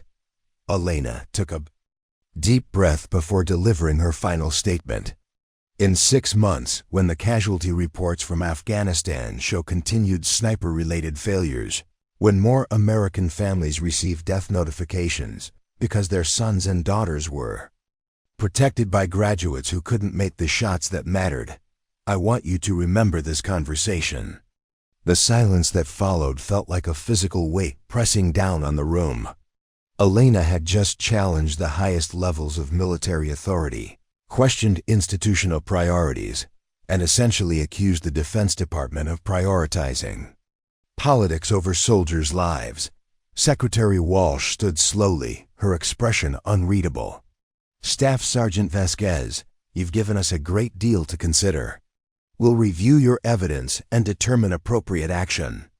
Elena knew that diplomatic language meant her investigation would be filed away and forgotten, while she would be transferred to some remote assignment where her troublemaking couldn't embarrass anyone important. But as she prepared to leave the Pentagon, Elena also knew that she had done everything possible to expose a dangerous problem. Whether the military chose to address that problem or bury it, it was beyond her control. What she couldn't know was that in 3 months, a crisis in Afghanistan would force the Pentagon to confront the reality of her predictions in the most dramatic way possible. 3 months after Elena's confrontation at the Pentagon, Camp Ridgemont prepared for the most important demonstration in its history. Secretary of Defense Walsh had announced a special review of military training effectiveness, and Colonel Briggs saw this as his opportunity to prove that the modernization program was not just successful, but revolutionary. Elena learned about the demonstration through Danny Reeves, who had been temporarily reassigned to Camp Ridgemont to provide technical support for the advanced weapon systems that would be showcased. The irony wasn't lost on her. She was now receiving intelligence about the program that had rejected her from the young corporal she had trained in weapons maintenance. "They're calling it Operation Lightning Strike," Danny told her during a secure phone call from the mountains. 3 days of demonstrations showing how modern sniper training produces superior combat results. They've got congressional observers, foreign military attaches, defense contractors, and about 20 journalists coming to watch. Elena felt a knot forming in her stomach. What kind of demonstrations? Full-spectrum scenarios, Danny replied, his voice carrying a note of concern that Elena had learned to recognize. Urban warfare simulations, hostage rescue situations, long-range precision shooting, and something they're calling adaptive combat scenarios, where the snipers have to respond to changing tactical situations in real time. Elena knew that Briggs was staging a carefully controlled exhibition designed to validate his training methods while discrediting her investigation. The timing wasn't coincidental, with her evidence still under Pentagon review. A successful demonstration would provide powerful ammunition for those who wanted to dismiss her findings. But Elena also recognized something that Briggs probably didn't fully appreciate. The scenarios Danny described were exactly the kind of complex, morally ambiguous situations where speed-focused training showed its weaknesses. If the demonstrations were realistic enough, they might actually prove her point rather than his. Danny, Elena said carefully, are you going to be observing these demonstrations? I'll be in the technical support area, monitoring weapons performance and maintaining equipment, Danny confirmed. Why? Elena made a decision that would either vindicate months of investigation or end her military career permanently. I need you to document everything. Performance data, equipment malfunctions, decision-making patterns, stress responses, everything. And I need you to pay special attention to any scenarios that don't go according to script. She paused, knowing that what she was about to ask could get Danny court-martialed. Can you create a secure backup of all performance data and send it to me in real time? Danny was quiet for a long moment. Elena, if they catch me doing that ... They won't catch you, Elena interrupted. You're the best technical specialist they have. And if my predictions are right, what you document might save lives in Afghanistan. The demonstration began on a crisp October morning with a media briefing that showcased Camp Ridgemont's most impressive graduates. Elena watched the live stream from her quarters at Camp Riverside, recognizing several faces from her brief time at the mountain facility. Davidson had been selected as the primary demonstration shooter, his confidence and photogenic appearance making him perfect for the cameras. Torres served as team leader for the tactical scenarios, her aggressive leadership style embodying Briggs's philosophy of decisive action. Both had been promoted since graduation and were being positioned as examples of the program's success. The first day's demonstrations were flawless. Timed shooting exercises showed remarkable speed and accuracy under controlled conditions. Urban warfare simulations demonstrated rapid target acquisition and engagement in complex environments. Long-range precision shooting displayed the advanced capabilities of modern sniper systems. Elena watched with growing dread as each successful demonstration was broadcast live to military commands worldwide. The media coverage was overwhelmingly positive, with journalists praising the revolutionary training methods and next-generation warriors produced by Camp Ridgemont. But Elena also noticed details that the cameras missed. Danny's real-time data showed stress indicators and decision-making patterns that concerned her. The snipers were performing well within the parameters of the demonstrations, but their responses showed the rigid thinking that she had identified as a fundamental weakness. The second day brought more complex scenarios designed to test adaptability and judgment under pressure. Elena watched a hostage rescue simulation where Davidson successfully eliminated 3 terrorist targets while avoiding civilian casualties. The performance was technically perfect and received enthusiastic applause from the observers. But Danny's data told a different story. Davidson's decision-making process had been entirely reactive, responding to pre-programmed scenarios rather than demonstrating the kind of creative problem-solving that real combat demanded. His success was impressive but mechanical, lacking the intuitive understanding that separated truly effective snipers from well-trained technicians. The third day was supposed to be the climax of the demonstration, a full-scale combat simulation, featuring multiple sniper teams, complex tactical challenges, and unpredictable enemy responses. Colonel Briggs had designed the scenario to showcase every advantage of his training system while creating compelling footage for defense contractors and military planners. Elena received an encrypted message from Danny at 0600 hours. Final demonstration starting soon. Weather conditions deteriorating. High winds and visibility issues not originally planned for. Briggs proceeding anyway. Elena felt her pulse quicken. Unplanned weather conditions were exactly the kind of variable that exposed the difference between range-trained shooters and combat-effective snipers. The advanced computer scopes and ballistic calculators that Camp Ridgemont graduates relied on performed well under controlled conditions, but struggled with rapidly changing environmental factors. The demonstration began with textbook precision. Sniper teams moved into position, established communications, and began engaging simulated enemy forces according to their tactical training. For the first 30 minutes, everything proceeded exactly as scripted. Then the wind shifted. Elena watched the live feed with growing tension as mountain gusts began affecting long-range shots.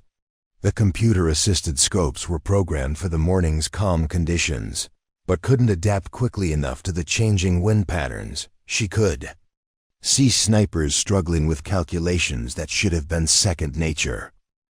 Danny's data stream showed increasing stress indicators as the demonstration teams encountered conditions that hadn't been programmed into their training scenarios. Their muscle memory was trained for rapid engagement, but their decision-making skills were inadequate for adapting to unexpected variables. The first major failure occurred during a simulated convoy protection scenario. Torres's team was assigned to provide overwatch for a supply convoy moving through a valley, but the shifting winds made their ballistic computers unreliable. Elena watched Torres attempt 3 rapid shots at a simulated enemy position, missing each time as she failed to properly compensate for conditions that weren't in her scope's database. But the real crisis began when the demonstration scenario took an unexpected turn. A mechanical failure in one of the target systems caused a civilian cutout to appear in the line of fire during a critical engagement sequence. The scenario required split-second decision-making to avoid friendly casualties while still eliminating the simulated threat. Elena watched in horror as Davidson, trained to prioritize speed over deliberation, fired at the target without fully processing the changed situation. His shot struck the civilian cutout center mass, a perfect demonstration of marksmanship, technique that would have killed an innocent person in actual combat. The demonstration continued, but Elena could see that multiple teams were struggling with the unscripted challenges. Their training had prepared them to excel in controlled environments, but they lacked the judgment and adaptability that real combat demanded. Danny's final data transmission came as the demonstration concluded. Multiple decision-making failures. Under stress, equipment dependency created dangerous hesitation when computer systems couldn't adapt to conditions. Recommend immediate review of all performance data. Elena stared at her computer screen as the live stream showed Colonel Briggs addressing the observers with obvious satisfaction. The demonstration had been technically impressive, and most of the audience would remember the successful elements rather than the concerning failures. But Elena had documented evidence that Camp Ridgemont's graduates were fundamentally unprepared for the kind of complex, rapidly changing situations they would face in Afghanistan. The question was whether anyone with authority would pay attention to that evidence before American soldiers paid the price for institutional blindness. 2 weeks later, Elena received orders that changed everything.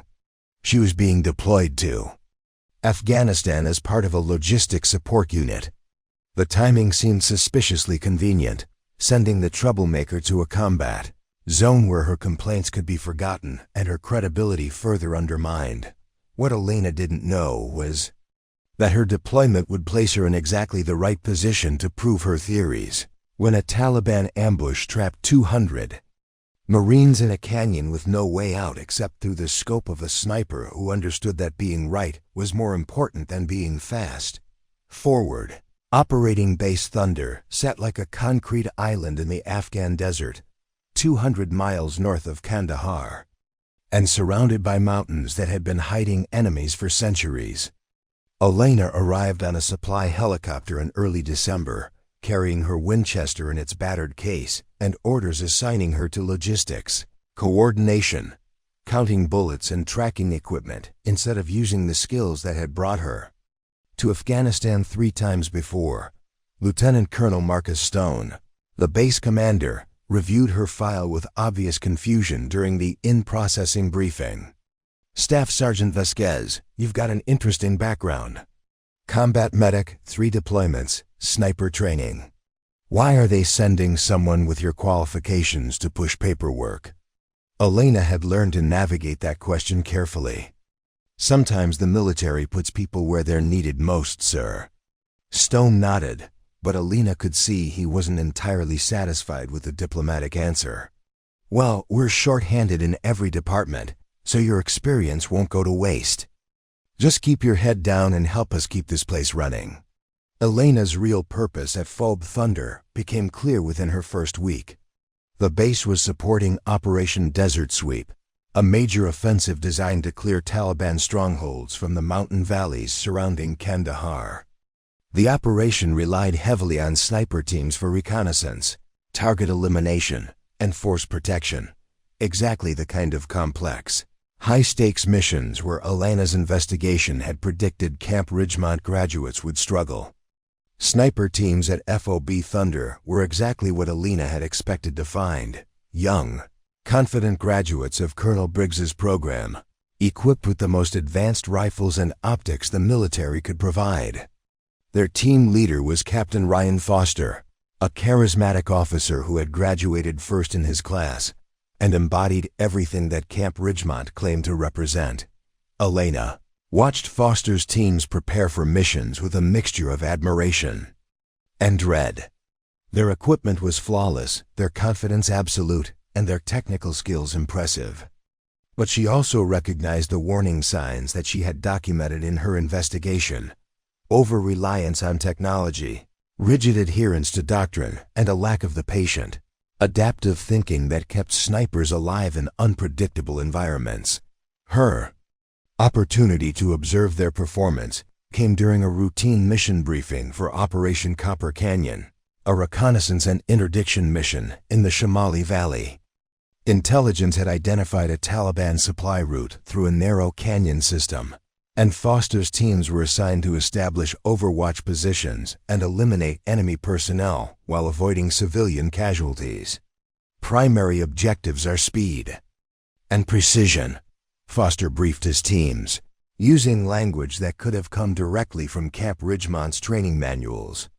We establish positions at 0600, begin surveillance at 0630, and engage targets of opportunity as they present themselves. Standard engagement protocols apply: positive identification, clear backstop, rapid elimination. Elena felt a chill as she listened to the briefing. The mission parameters assumed predictable enemy behavior and clear tactical situations, but her experience in Afghan mountains had taught her that assumptions were usually the first casualties of contact with the enemy. The mission launched on schedule, with Foster's 3 sniper teams establishing positions on ridgelines overlooking the Shamali Valley.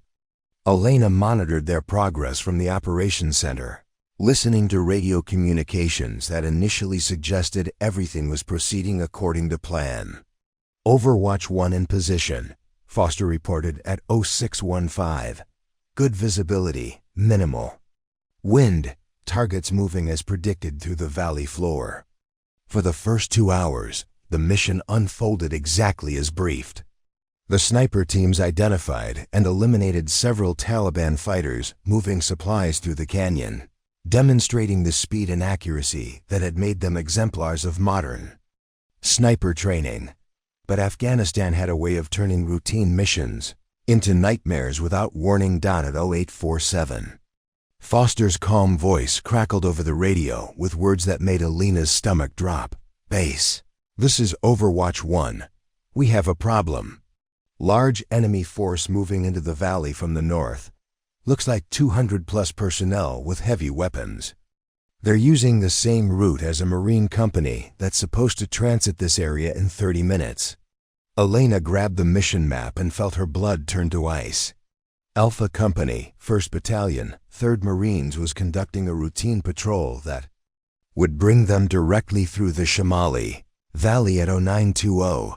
The Taliban force that Foster had identified was setting up a massive ambush that would trap 200 Marines in a kill zone with no escape routes. Overwatch 1, can you engage the ambush? Force? Came the urgent reply from Lieutenant Colonel Stone. Foster's response revealed the fundamental weakness that Elena had been documenting for months. Negative. Base. Enemy forces too dispersed, and we don't have clear shots on priority targets. Request immediate air support and recommend Alpha Company abort their patrol route. Elena felt her heart pounding as she realized what was happening. Foster's teams were technically correct. The Taliban ambush was expertly positioned to minimize exposure to sniper fire, and engaging individual targets wouldn't prevent the overall attack. Their training had prepared them to excel in clear-cut scenarios, but this situation required the kind of creative problem-solving that speed-focused doctrine couldn't provide. Air support is 20 minutes out, Stone replied grimly. Alpha Company is already committed to the valley and can't extract without exposing themselves to even greater risk. Elena stared at the tactical display showing Alpha Company's position, Foster's sniper teams, and the Taliban ambush force converging in a pattern that could only end in disaster. 200 Marines were walking into a trap that would kill dozens of them, and the snipers assigned to protect them were paralyzed by a situation that didn't match their training scenarios. That was when Elena noticed something that everyone else had missed. The topographical map showed an abandoned observation post on a ridge, 1,200 yards from the valley floor, a position that had been deemed too distant and dangerous for Foster's teams, but which offered a clear line of sight to the Taliban command element coordinating the ambush. Elena had spent months analyzing the difference between range shooting and combat effectiveness. She knew that the shot required from that position would demand everything that Camp Ridgemont graduates had been trained to avoid.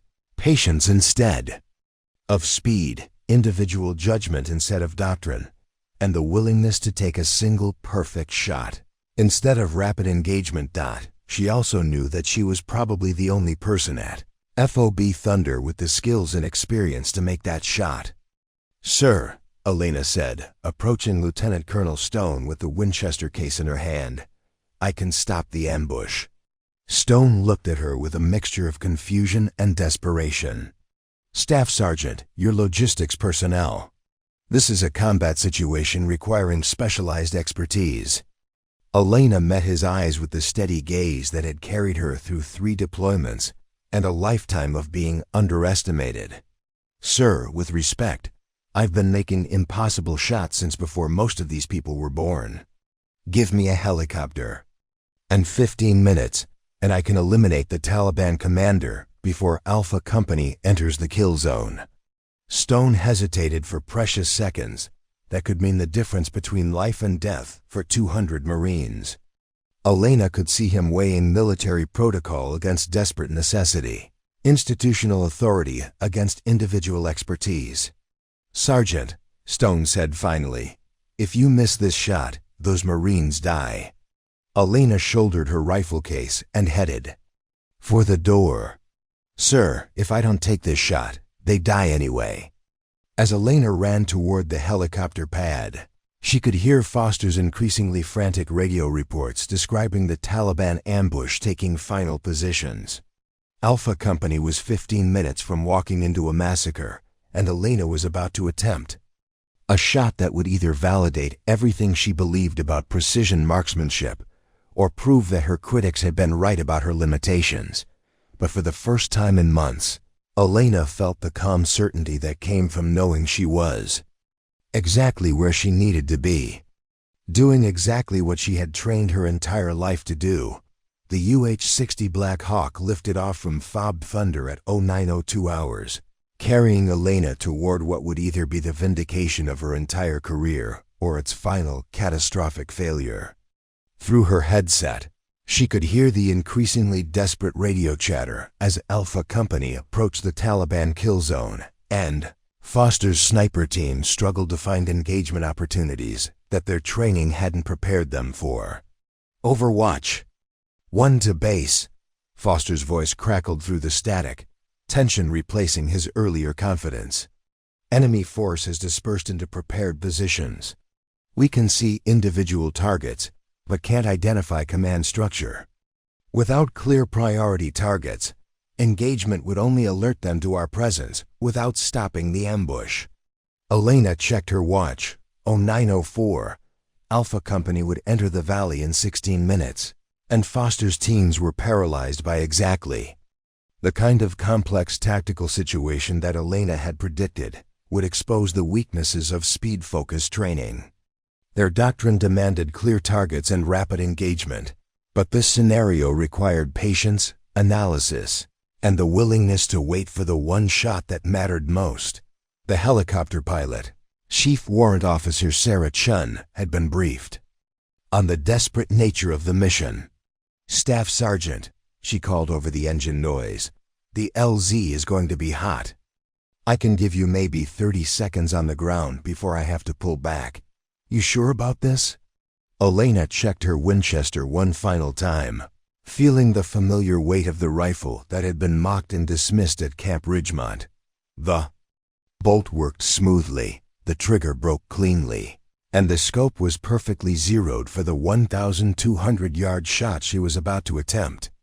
"I'm sure," Elena replied, though her heart was pounding with the knowledge that 200 American lives depended on her ability to make a shot that would challenge even the most experienced sniper. The abandoned observation post came into view at 906, a concrete bunker built by Soviet forces decades earlier, and now serving as Elena's platform for what might be the most important shot of her military career. The position offered a clear line of sight into the Shamali Valley, but it also exposed her to return fire from the Taliban force below. Chun brought the Black Hawk into a controlled crash, landing on the narrow ridge, her rotors barely clearing the rocky outcroppings that surrounded the old Soviet position. Elena leaped from the aircraft before it had fully settled, her Winchester case in one hand and a spotting scope in the other. "Go," Elena shouted to Chun. "I'll call for extraction when the mission's complete." The helicopter lifted off immediately, leaving Elena alone on a mountainside 1,200 yards from an enemy force that would kill her instantly if they detected her presence. She had perhaps 10 minutes to identify the Taliban commander, calculate the shot, and eliminate the target before Alpha Company walked into the ambush. Elena sprinted to the observation post and immediately began setting up her shooting position. Through her spotting scope, she could see the Taliban fighters taking final positions along the valley floor. Nearly 300 personnel armed with machine guns, rocket-propelled grenades, and improvised explosive devices. It was a masterfully planned ambush that would devastate any force caught in the kill zone. But Elena wasn't looking at the fighters. She was looking for the commander who was coordinating their movements, the single individual whose elimination would throw the entire ambush into chaos.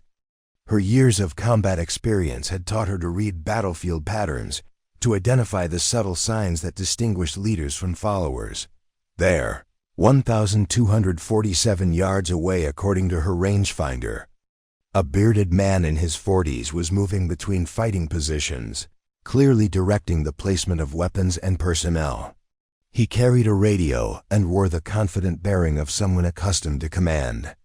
More importantly, the other fighters deferred to him with the respect that indicated genuine authority.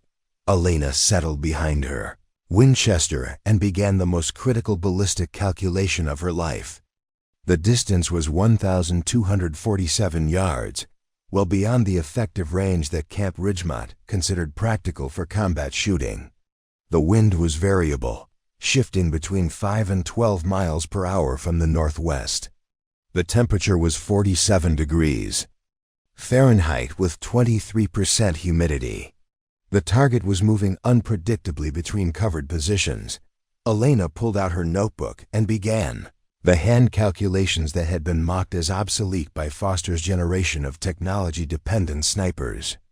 Wind drift at 1,247 yards with a 10 mph crosswind would be approximately 47 inches. Temperature effects would reduce her muzzle velocity by roughly 35 feet per second.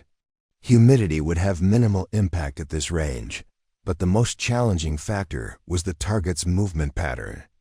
Elena watched through her scope as the Taliban commander moved between positions, timing his intervals and identifying the moment when he would be most exposed. She had one opportunity when he emerged from behind a large boulder to direct machine gun placement on the north side of the valley. Elena's radio crackled with an update that made her blood freeze. Alpha Company is 5 minutes from entering the valley. Overwatch team still unable to identify effective engagement opportunities. 5 minutes. Elena chambered around and settled into the shooting position that had become second nature over 15 years of military service. Her breathing slowed to match her heartbeat, and the familiar calm of absolute focus settled over her mind. Through her scope, Elena could see the Taliban commander approaching the boulder that would provide her shooting opportunity. He was talking animatedly into his radio, probably coordinating final preparations for the ambush that would kill 200 Marines if Elena missed this shot. Elena adjusted her scope for the calculated wind drift and began the mental countdown that would determine whether months of investigation and a lifetime of precision shooting would prove their worth when it mattered most. The commander emerged from behind the boulder exactly as Elena had predicted, pausing in the open to gesture toward machine gun positions that were being adjusted for optimal fire coverage. He was 1,247 yards away, partially obscured by heat shimmer, moving slowly but unpredictably. Elena's crosshairs found him immediately, but instead of firing, she waited. The wind was gusting, and a hasty shot might miss by inches, enough to alert the enemy without eliminating the threat. Elena had been trained to trust her judgment over external pressure, to take the shot when it was right rather than when it was demanded. The wind settled. The commander stopped moving, raising his radio to his mouth to issue what was probably the final coordination call before the ambush was sprung. Elena's breathing stopped at the natural respiratory pause, her trigger finger applying steady pressure to the precisely tuned mechanism. The Winchester fired with a sound that echoed across the valley like thunder. The 168-grain match bullet traveled 1,247 yards in 1.7 seconds, covering a trajectory that Elena had calculated by hand using methods that Camp Ridgemont considered obsolete. Through her scope, Elena watched the Taliban commander collapse instantly, his radio flying from his hand as the carefully planned ambush suddenly lost its coordination. The other fighters looked around in confusion, unsure what had happened or where the shot had come from. Elena's radio exploded with traffic as Foster's team suddenly found the engagement, opportunities that had been invisible moments before. Base, this is Overwatch 1. Enemy commander is down. Repeat, enemy commander is down. Taliban forces breaking. Contact and withdrawing from prepared positions. Elena remained in position, watching through her scope as the Taliban ambush disintegrated into confusion and retreat. Without their commander's coordination, the fighters abandoned their positions and fled toward the mountains, leaving the valley clear for Alpha Company's safe passage. At 0919, Elena heard the words that made her 15-year journey worth every moment of mockery and dismissal. Alpha Company entering valley floor. Route is secure. No enemy contact. 200 Marines lived because Elena Vasquez had taken the time to make the right shot instead of the fast shot. The woman who had been dismissed as too slow, too old, and too precise had just demonstrated that sometimes being right was more important than being quick. Elena keyed her radio and called for extraction, knowing that everything had changed. She was no longer the failed sniper candidate who couldn't keep up with modern training standards. She was the sniper who had saved 200 American lives with a single, perfectly placed shot that validated everything she had been trying to prove about the value of precision over speed. The shot heard around the world had been fired by the woman everyone had written off as yesterday's warrior.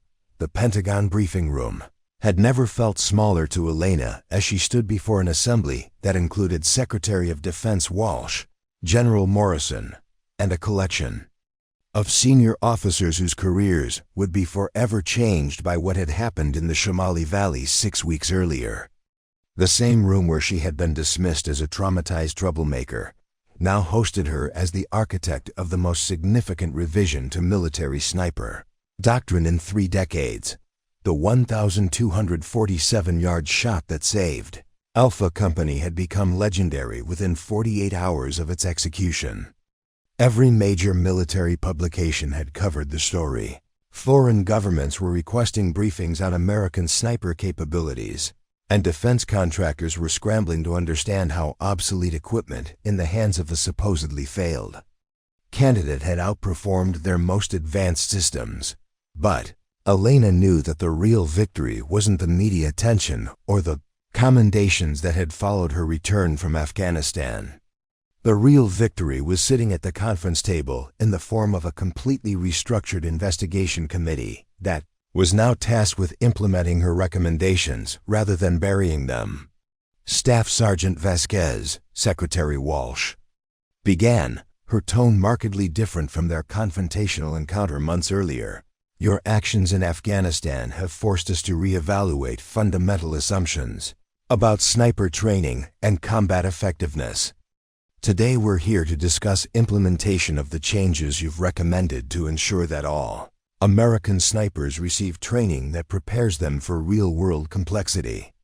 Elena remained at attention, but inside she felt a mixture of vindication and sadness.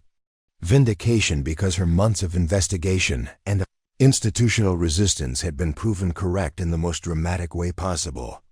Sadness because it had taken 200 Marines in mortal danger to force the military to acknowledge what she had been documenting for over a year. General Morrison pulled out a thick folder labeled Comprehensive Sniper Training Reform Initiative and opened it to reveal Elena's photograph on the first page. The Joint Chiefs have approved your complete training methodology for immediate implementation across all sniper schools. Camp Ridgemont will be restructured under your supervision, and Colonel Briggs has been reassigned to administrative duties pending further review. Elena felt a complex emotion at hearing about Briggs's fate. The man had been her nemesis, but she also recognized that he had genuinely believed his methods were superior. The problem hadn't been malicious intent, but institutional blindness to the difference between impressive demonstrations and combat effectiveness. Ma'am, Elena replied carefully, I want to ensure that any changes preserve the positive aspects of modern training while addressing the fundamental weaknesses I identified. This isn't about returning to outdated methods, it's about combining the best of traditional marksmanship with appropriate technology integration. Colonel Patricia Hawkins, who had been promoted to oversee the implementation process, leaned forward with a document that made Elena's heart race. Staff Sergeant, effective immediately, you're being promoted to Master Sergeant and assigned as Director of Adaptive Precision. training at the newly restructured Mountain Warfare Sniper School.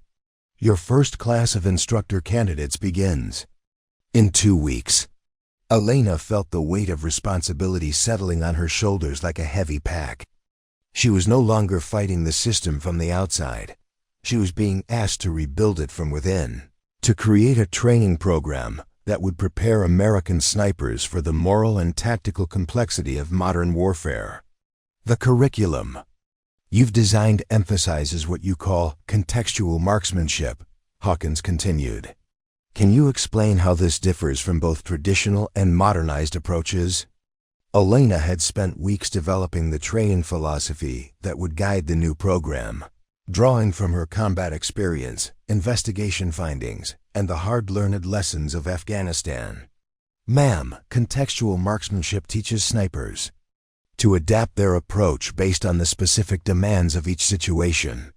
Sometimes speed is essential, sometimes precision is paramount, and sometimes the right decision is not to shoot at all. Technology assists judgment rather than replacing. Its Secretary Walsh nodded approvingly. And your assessment of current graduates who need additional training? Elena pulled out a list that represented months of careful analysis. Based on combat performance data, I've identified 127 currently deployed snipers who should receive immediate remedial training focused on decision-making under complex conditions. Additionally, I recommend psychological evaluation for graduates showing signs of over-reliance on technology or inadequate stress response patterns. The admission represented a massive institutional acknowledgement of failure, but Elena knew it was necessary to prevent future casualties. Among the 127 names on her list were Davidson and Torres, whose combat performance had deteriorated significantly when faced with situations that didn't match their training scenarios. Master Sergeant Vasquez, General Morrison said, using Elena's new rank for the first time. You'll also be responsible for developing new qualification standards that measure judgment and adaptability rather than just speed and accuracy. How do you propose to test qualities that are inherently subjective? Elena smiled slightly, remembering her own failure at Camp Ridgemont's speed-focused qualification. We create scenarios that can't be solved through rapid engagement or technological assistance alone. Snipers will face ethical dilemmas, equipment failures, and situations requiring extended observation and patient decision-making. They'll be evaluated on their ability to think rather than just shoot. The meeting continued for 3 hours as Elena outlined her comprehensive vision for American sniper training. The new program would emphasize moral reasoning, technological fluency without dependence, and the kind of adaptive thinking that separated effective warriors from efficient killers. But the most meaningful moment came when Secretary Walsh presented Elena with a folder containing letters from the families of Alpha Company Marines. Elena read through testimonials from parents, spouses, and children whose loved ones had returned safely from Afghanistan because of a single shot fired by a woman who had been written off as obsolete. Master Sergeant, Secretary Walsh said quietly, these families will never know your name, but they know that someone made an impossible shot to bring their Marines home safely. That's the standard we want every American sniper to meet. 6 months later, Elena stood on the same mountain range where she had once been humiliated and dismissed, watching her first class of instructor candidates work through a complex scenario. That would have been impossible under the old system. The scenario required them to observe a simulated village for 4 hours, identify genuine threats among civilian populations, and make engagement decisions based on moral and tactical considerations rather than just target identification. Danny Reeves, now promoted to sergeant, served as Elena's technical coordinator, ensuring that advanced equipment supported rather than replaced human judgment. Master Sergeant Hernandez had requested transfer from Camp Riverside to help develop the new program's equipment maintenance protocols. Even some of Elena's former critics had become converts to the new methodology. Torres had requested remedial training after struggling with complex scenarios in Iraq, and her transformation from speed-focused shooter to thoughtful marksman had been remarkable. But the most satisfying moment came when Elena received a video message from Afghanistan. The sender was Lieutenant Marcus Hernandez, Master Sergeant Hernandez's son, who had been one of Elena's first students in the new program. Master Sergeant Vasquez, the young Marine said from a forward operating base, I wanted you to know that yesterday I used your training to make a decision that saved civilian lives while still completing our mission. I had to wait 47 minutes for the right shot, but when I took it, it was the only shot that mattered. Thank you for teaching me that patience isn't weakness, it's wisdom.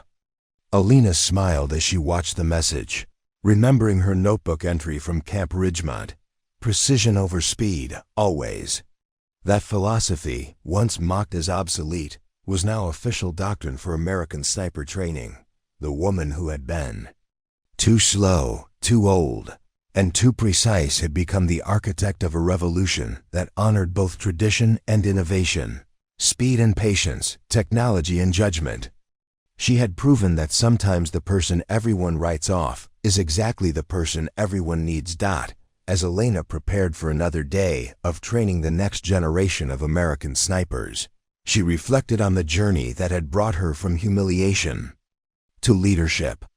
The rifle case that had once been a source of shame now sat in a place of honor in her office, a reminder that being different wasn't a weakness. It was often the greatest strength of all. The shot that saved 200 Marines had become the foundation for a new understanding of what it meant to be a sniper in the modern military. And Elena Vasquez, the woman who had failed sniper school, had become the teacher who would ensure that future generations of American warriors understood the difference between shooting fast and shooting right. In the end, the most important victories weren't announced with fanfare. They whispered their truth in the silence between heartbeats, in the space between breathing in and letting go, in that perfect moment when everything aligned and the right shot found its mark. Up next, you've got two more standout stories right on your screen. If this one hit the mark, you won't want to pass these up. Just click and check them out.